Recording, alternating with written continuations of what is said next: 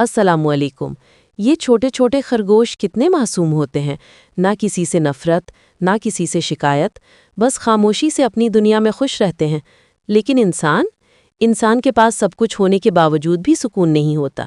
ہم بڑے ہو گئے لیکن دل چھوٹا ہوتا گیا، اور یہ ننھا سا خرگوش جس کے پاس کچھ بھی نہیں، پھر بھی ہر لمحہ جینا جانتا ہے۔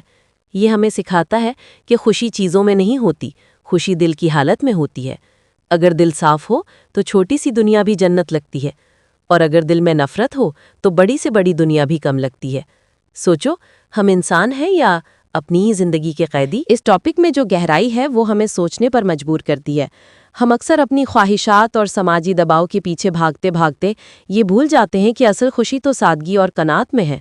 خرگوش کی طرح اگر ہم لمحہ موجود میں جینا سیکھ لیں اور جو ہمارے پاس ہے اس پر شکر کریں تو شاید ہماری زندگی بھی پرسکون ہو سکتی ہے۔